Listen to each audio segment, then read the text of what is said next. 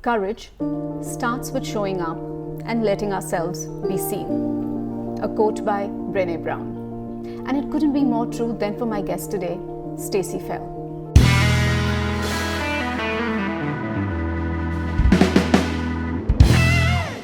It was a locker room conversation after an intense RPM spinning class that Stacey and I got talking, where she very matter-of-factly mentioned that she is a cancer survivor, not once, but twice over. For a few moments, I really didn't know what to say and how to respond. Because what I was trying to juxtapose in my mind was the Stacey that led a group of 22 odd people with such fervor and high intensity just 10 minutes prior. But right then I knew that this was a story of sheer courage and resilience. From the other side, we are in conversation with Stacey Fell. Welcome, Stacey. Thank you. Thank you so much for having me as well. It's a pleasure. I see you on Monday morning, so this is clearly bonus. Yes, absolutely. Stacey, before we deep dive into your story, which is greatly inspiring, if I can trail back a little. Yep. And this is with the inference that today there is empirical evidence that our childhood experiences that are laced with cultural, religious, spiritual upbringing has a lot to do with who we become as we grow up into adults. So if I were to ask you that which part of your life today that you can reflect back to your early childhood and tell us a little bit about how that has modeled or not in who you are today. So I think I grew up in an environment where my parents gave me and my brother, who's 2 years younger than me, a huge amount of freedom in terms of being able to develop who we wanted to become. I grew up in a very small town in the north of the UK. There's about 5,000 people. I would say we're not a religious family. My parents have been married for 48 years this year, wow. Which I love that. I love that. And even now when they come and visit me in Dubai, if I'm driving them around, they'll sit on the back seats holding hands. Oh, wow. I think it's so cute. That's so romantic, and that's quite a story. Yeah, it's so cute. We always had a very strong family kind of environment, small family, but very strong family environment. A very small town with not a lot of industry, so nothing that would kind of bring in people from other countries or, so we weren't very exposed to other religions, to other cultures. But we were exposed to motorsport, which I guess this is something you probably don't know about me. So my parents run a go-kart track in the UK. Okay, that's interesting. Yeah, both me and my brother were racing drivers from age 8. Wow. So my parents took over running this go-kart track, which is in north of Cumbria in the UK, so just below Scotland, in 1988. I was 8 years old.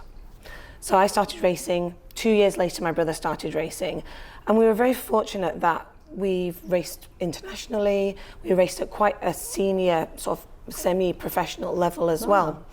And so what that gave us to was exposure to quite a grown-up situation, because you're 2 inches from the ground, even at like age 8, 9, going kind of 55, 60 miles an hour, almost 100 kilometers an hour. So it kind of gave you a sense of responsibility, adultness. Sometimes I feel like I was a bit older than my age, and I struggled at school to kind of relate to my peers, because I always felt like we were a little bit older than them. So I think my childhood experience was very positive, very loving family, still very close to my family now. Not fun fact, but a fact is both me and my brother have had cancer. And I think we've both been grown up with that resilience behind us that's really served us well through the challenges that we've both had. Yeah. Clearly. But cancer is a scary word even today. Yeah. Tell me, Stacey, when you were first told that you have cancer, what were the thoughts going on in your mind? It was a complete shock. I was first diagnosed on the 14th of July 2014, so it's almost 10 years ago now. And I was pretty symptomless. the only telling symptom was that I had blood in my urine. So I went to the doctors to get checked out, thinking I had like a UTI or a kidney infection maybe. Sure, because that's what you would first think. Yeah, I was a bit prone. Back then, I was morbidly obese. I was about 128 kg. Wow. I was a workaholic, working very long hours, zero exercise, very unhealthy diet. And I thought it was stress related. I was kind of prone to these urinary tract infections whenever I was particularly stressed. So I went, started going through a few tests, got referred to different doctors, and all the way along, after each test, I kept thinking, okay, well, this will be the last one. Kept getting called back for another test, and I'd done like maybe 2 biopsies at this point, and I'd been referred from one doctor to another. And I had this one sort of biopsy where they'd put me under general anaesthetic, taken a sample. And then at the end of the surgery, the doctor came to me and he said, I'm going to refer this back to your other doctor. She'll contact you when she's back off her annual leave. And about 3 days later, I got a phone call from his secretary saying he'd like to see you. Still at this point, I'm thinking to myself, okay, he's got everything back and he just wants to clear it out so that when she comes back from her annual leave, she can focus on the real patients. So I go to his office, I'm with my ex-partner at the time, and my appointment was 6 o'clock in the evening. It gets to about 6:45 and I'm now getting irritated because I can see there's still a couple of people in front of me to be seen. And I'm like, this is an absolute waste of time. So my doctor came out of his room to greet the next patient, and he saw me and he said, I'm really sorry to keep you waiting, but I do need to see you. And it was that moment where the penny dropped and I suddenly thought, oh my God, this is serious. So we saw the next patient, and then we went into the room, and he was just very blunt, and he said, I think you've got cancer. Just like that. He's a great doctor. I absolutely love him. And this is you going in there thinking this is a UTI infection? This is me going in there thinking it's probably not a UTI infection, but it's certainly, do you know, up to that point, no one had actually mentioned cancer. No one had said the words cancer. And in your family, was there anyone who you knew had cancer? My grandma passed away of cancer in 1996. Okay. She had breast cancer, which became secondary lung cancer. So this is not related in any way to what she had. Yeah. And so we sat in his office and he said, I'm going to send you for an MRI scan. And the results will come back in 2 days. So I went for the MRI scan the next day, and they send me the report. So Dr. Stacey, she reads the report, and I was like, oh, it's fine. Like, I didn't see the word cancer anywhere, thought it was absolutely fine. I was like, oh. And so I thought, oh, my doctor's obviously got the wrong biopsy results when he's told me that he thinks I've got cancer, because I've got the evidence here and it says it's fine. So we go back to his office, and he says, okay, it's good news. And I remember my partner saying to him, oh, okay, so she doesn't have cancer. He went, no, the good news is I was right. You've got cancer. Oh, dear God. And I know that sounds horrible and very blunt. What I didn't realise, and again, very naive, I was 34 at the time, is the word carcinoma means cancer, which now saying it out loud seems so stupid that I didn't realise. But in this whole report, it's like carcinoma. And so it was just disbelief. And I remember we came out of the appointment, and I knew that the first thing I had to do was to tell my mum. But at the time in the UK, there's 3-hour time difference. It was June, so summer daylight savings. And I remember it was a Wednesday. And on a Wednesday, my mom works late. Or she's retired now, but she worked late. And she wouldn't be finished work till 6 p.m, which was 9 p.m. our time. So my partner says, well, what do you want to do? And I said, well, I'm really hungry. Do you want to go and eat some Mexican food? So we went and we ate some Mexican food. I think I was a bit in disbelief. Yeah, I'm sure. So I go home, and I knew I had to do it on the phone. I couldn't do it on Skype. I couldn't see my mum's face. I knew she was going to be absolutely heartbroken and worried and everything. And I'd said to my mum, you know, they've found something they want me to have some tests for. And she kept saying, do you want me to come back to Dubai? Do you want me to come back to Dubai with you? And I was like, no, it's nothing. It's like literally, they're just going to clear it out and then we'll be fine. You didn't tell her the word cancer? So no, not because I hadn't been told the word cancer at that point. I flew back to Dubai, then started these little biopsies. I had 2 quite quickly together. And then all of a sudden I'm like, so Mum, remember I told you a couple of weeks ago that they were doing these tests? And I think she was very shocked as well. My mum's petrified of hospitals, absolutely petrified. And when I had to have quite a major surgery quite quickly. So within 2 weeks, I had a 7-hour operation. And my mum flew in the next day. And I think it was very traumatic for her to see me. I was not in good shape at all. I don't know if you've ever had laparoscopic surgery, but they blow you up with the carbon dioxide. Carbon dioxide. And I've seen pictures of myself and I don't recognize myself. I looked very, very ill. So it was complete shock and disbelief, to be honest with you. But I am a huge believer in the fact that if you have the right people and the right resources around you, then you can deal with anything. That's incredible. How did this change you in ways that you can today reflect on? So I would say immediately it didn't change me. Okay. For the next 2 years, I continued to be the same workaholic, unhealthy, walking heart attack. And at this point, fitness was not anywhere around? No. Incredible. Nothing. I never went to the gym. Never went to the gym. Have you ever heard of the C to 5K, Couch to 5K running program? Yeah. I remember thinking one day, oh, that'll be a good idea. I'll start that. Yeah. And you sort of do, I don't remember the exact format, but it's a 9-week program to get you to run 5K. Yeah. And you start by running a kilometre and then walking a kilometre and or running for 1 minute, walking for 1 minute, etc. And I think I did it for like 3 days and then gave that up. Like, no, I'm not interested. I'd become quite bitter in my personality following that cancer diagnosis for 2 reasons, I think, when I look back now.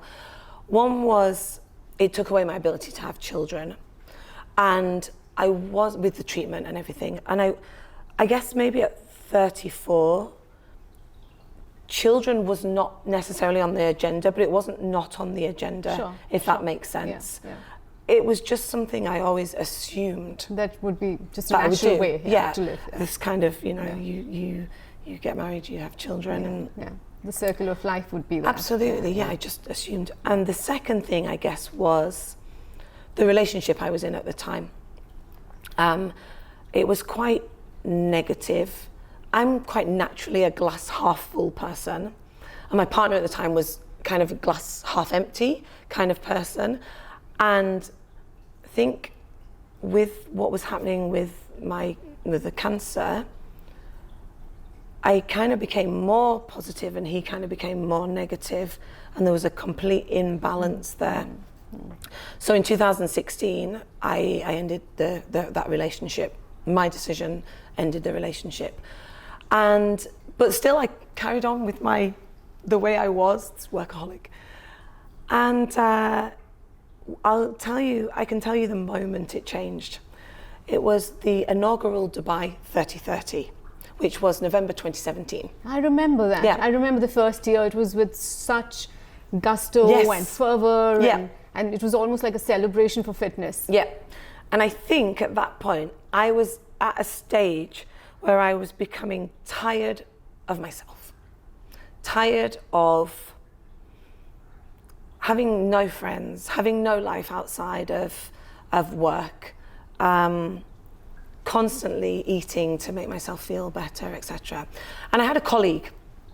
I was working at Barclays at the time. I worked at Barclays for 10 years.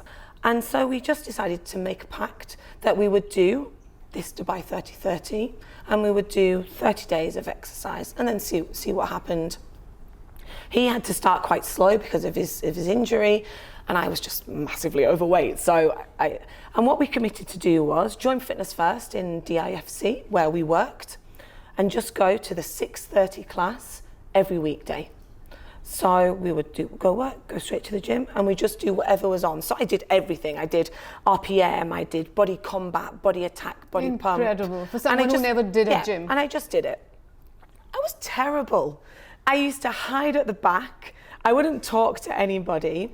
But at the weekends, my colleague didn't want to do the workout. So I decided I would go to a gym closer to home. And for some reason, and I can't tell you why, because I lived in Motor City, I ended up at Media City on a Friday and a Saturday. And I did my classes there in the morning.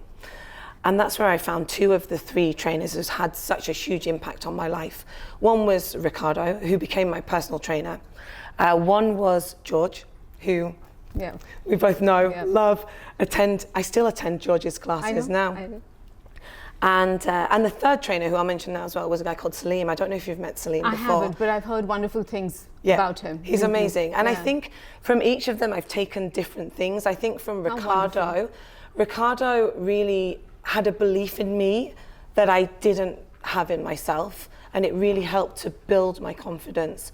I think with George, we get these motivational TED Talks every week, and like George is like a big warm hug, right? You cannot leave George's class without not feeling good about yourself. Right?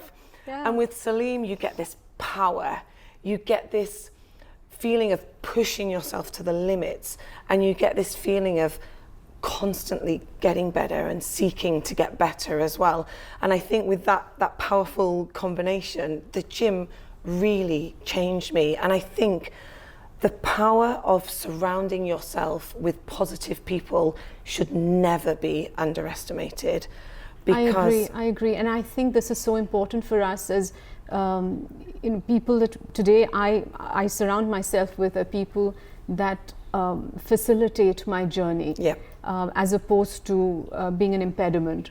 And I think energies are very important, right? Totally. Because we feed off each other constantly. Yeah. So I completely agree. And I think that's why I love group exercise as well, because you get that power. It's an exchange of energy, right? I might be the instructor. I might also be the member when I'm in George's class or Salim's classes. But it's that constant back and forward. It's not just a one-way exchange.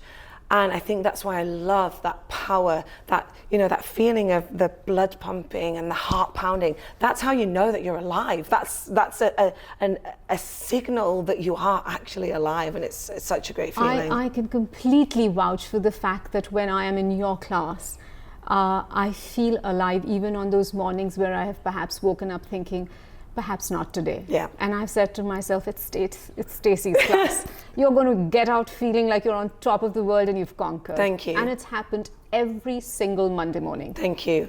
And that's what led me to become an instructor as well, because I loved the feeling that I got when I walked out of a class with George, Salim, Ricardo. And I started to think, maybe, I love music. I absolutely love music.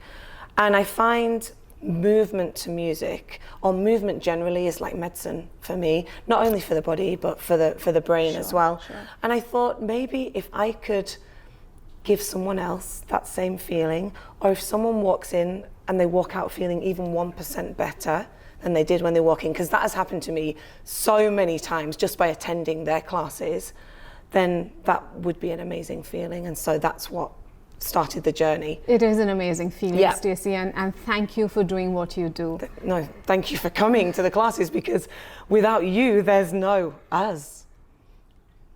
Stacey, there was a question I had for you, and I had asked you, how would you describe yourself? And you very articulately put it in an analogy.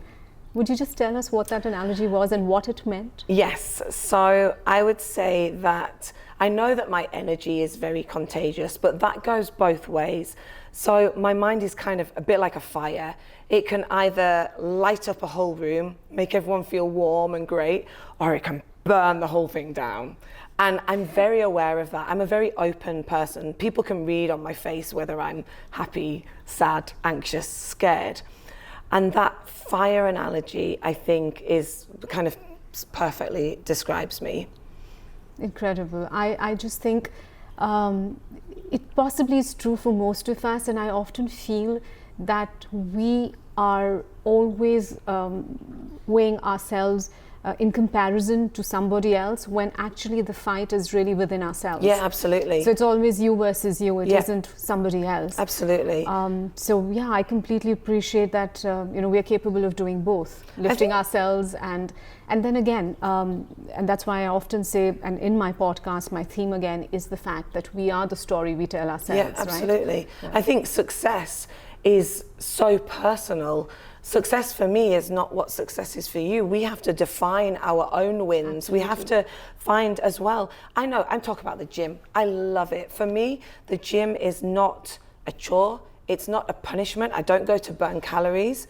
I go for my brain.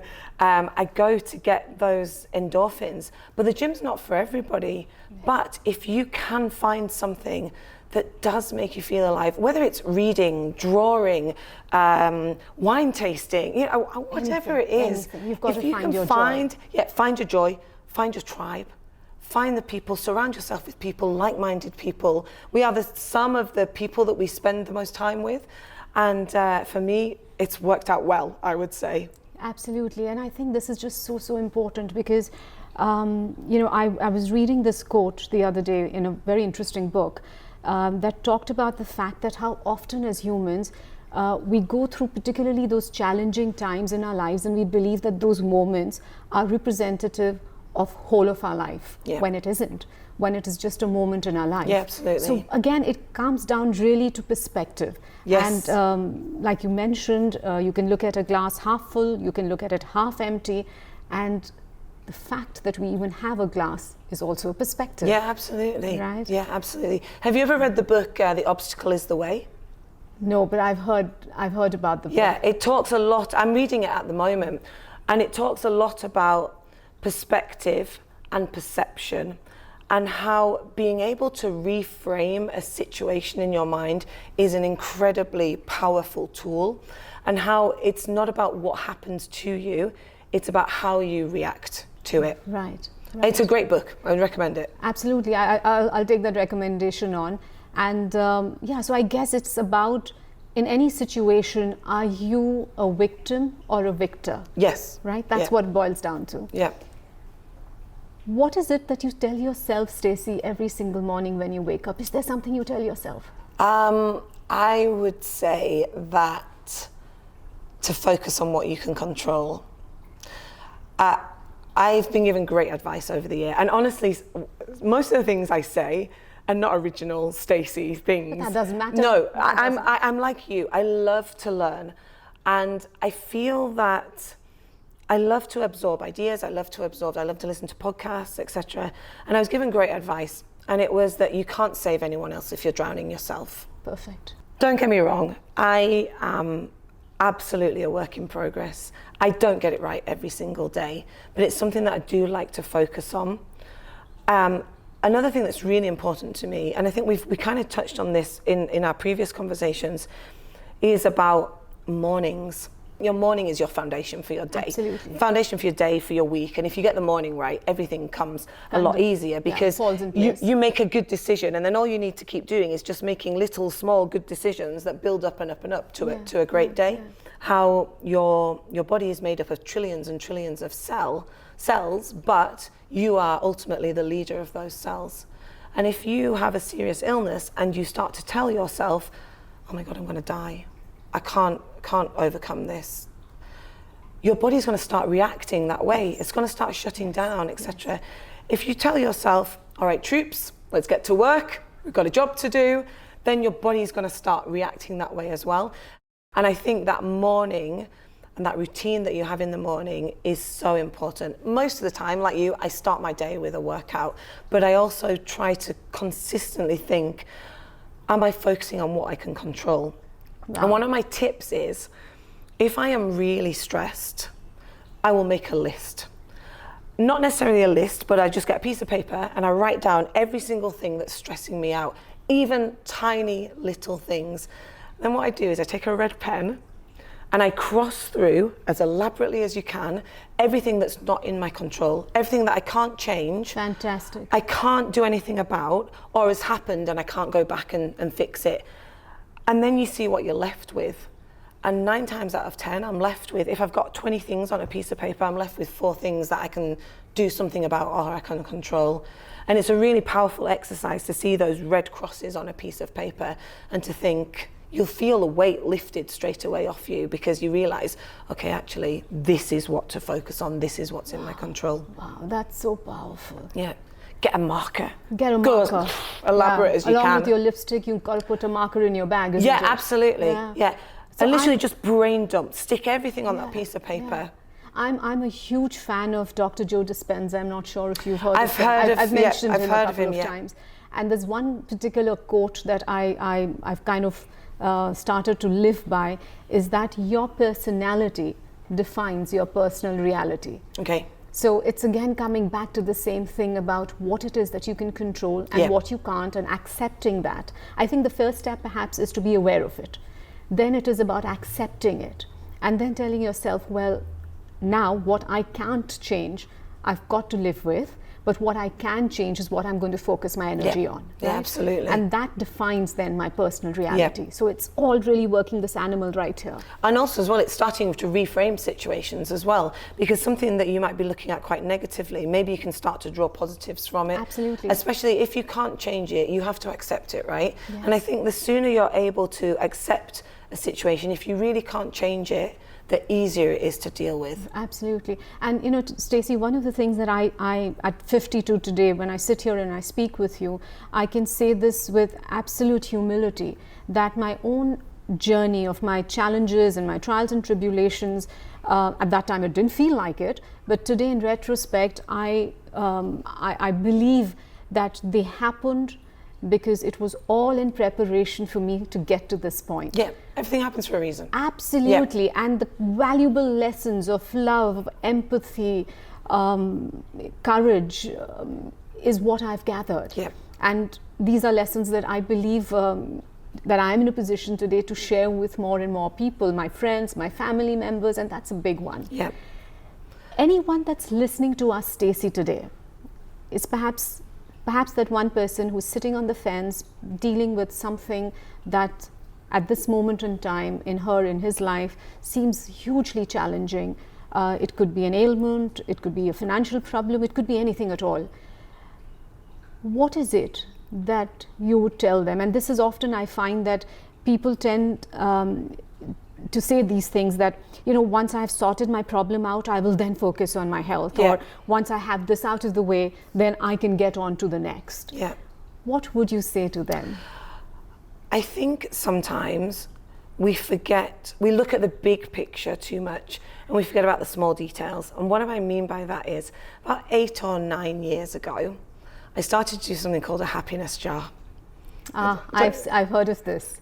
Oh, yes. Yeah, so it's not my idea, but I can't tell you where I picked it up from. I like to usually credit the person who I get the idea from, but I don't know where I got it from. So what is a happiness jar? Okay, so happiness jar is basically, I have a jar, it's just a mason jar.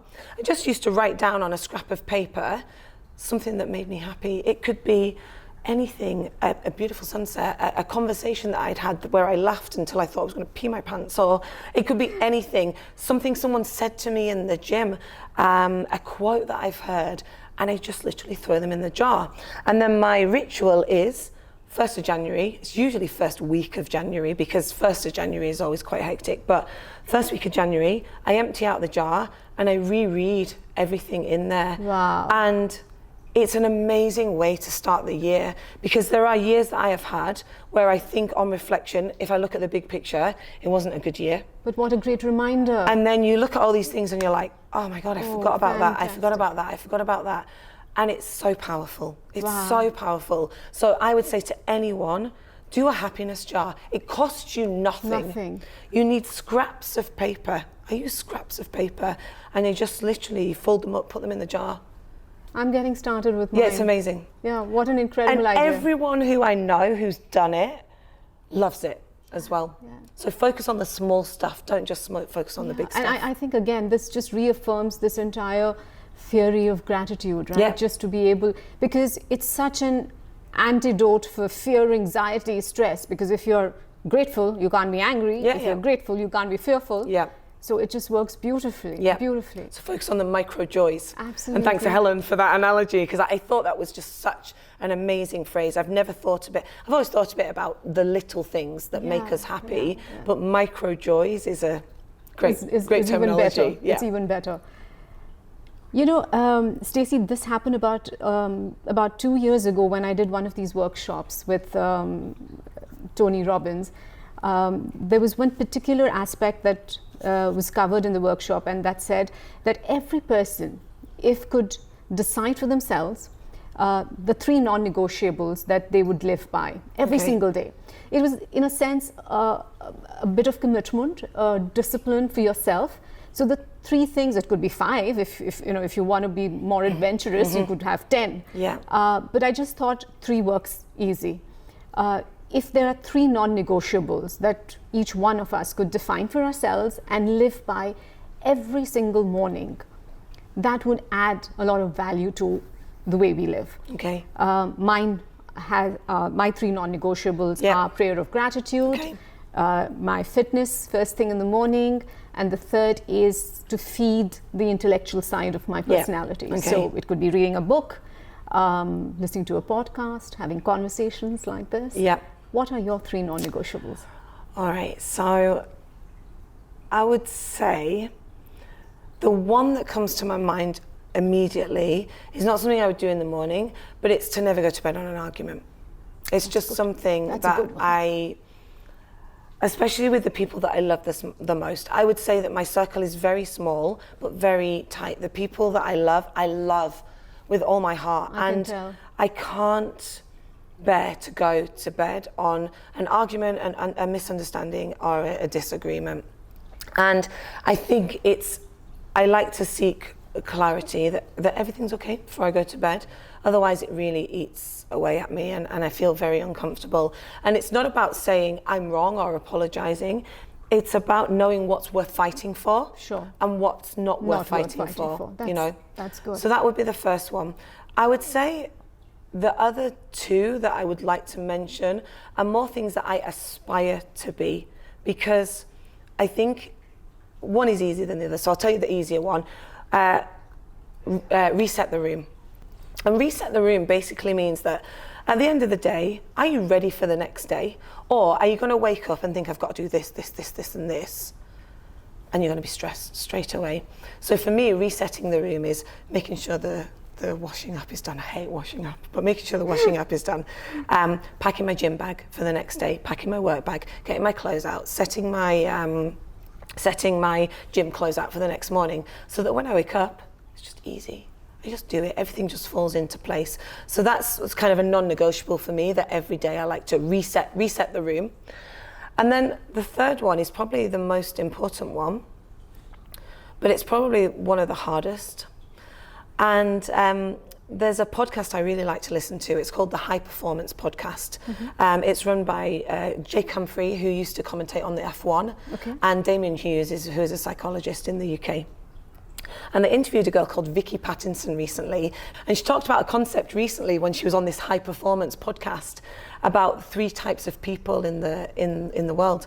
And she said, you've either got draggers, you've got middle of the roaders, or you've got igniters. Wow. And I was like, ooh, this is interesting.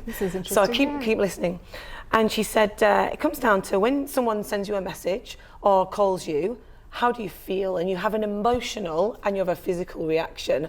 So if a dragger calls you, you see them and you're like your shoulders sink and you're like, oh God, what do they want? And you know it's going to be either a moan or they're going to be talking about something. And she gave another analogy, was if you said to them, I want to try and lose some weight, they would say to you, oh God, again, like, oh, why would you want to do that? You look all right, you're fine. You know you haven't got the commitment to do that. Oh, you know you'll be eating ice cream, and they don't really have your back. And she said, and then there's the middle of the roaders, And the middle of the roaders, there's nothing wrong with them. They're perfectly pleasant. And you see their name and you're quite happy to answer the phone.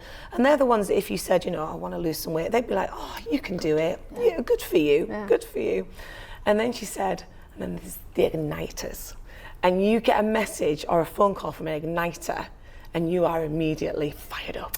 Like, that you're going to spend time with someone who's going to make you feel happy, going to make you feel strong, going to make you feel empowered.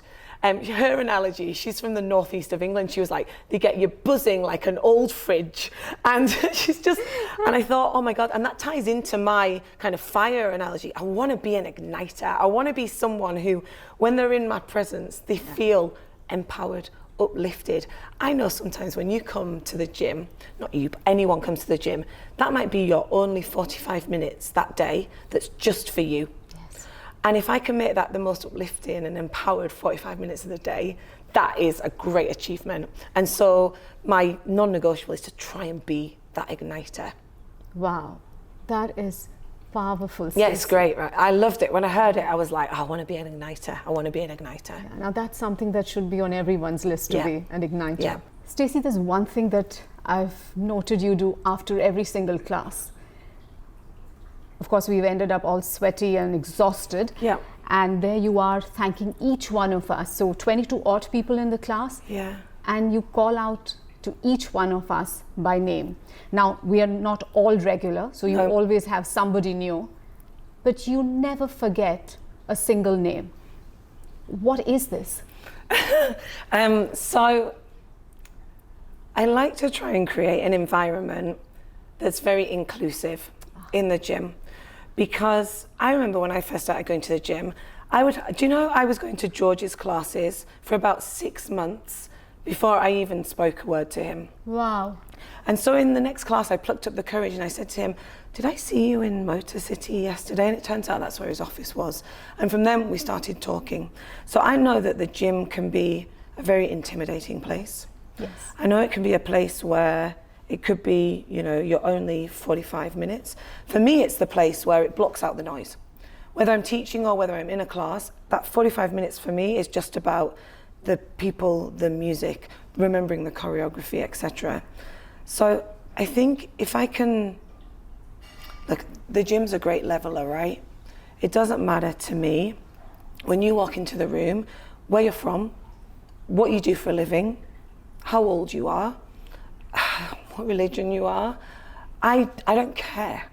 The only thing that you are to me when you walk in the room is welcome. That's it. You're welcome. I want it to be the happy place that I find it to be as well.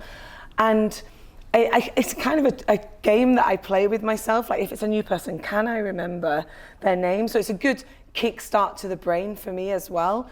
I love to learn, so I'll always go and introduce myself and make sure I'm pronouncing their name properly and how they like to be addressed. Do you like to be called that name? Is there something, if someone's on the app as Benjamin, do they prefer Ben? Do they prefer Benji? Do they like Benjamin? So I try to make sure that I've got that little connection with them.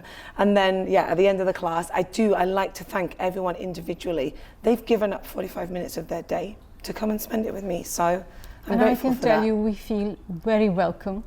We feel very important, and we feel that 1 hour that we've spent with you, 45 minutes we've spent with you, we've invested in a good morning, in a good day. Good. That makes me feel amazing. That's something that I would write in my happiness jar, that someone has given me that feedback. If I just said, happiness jar.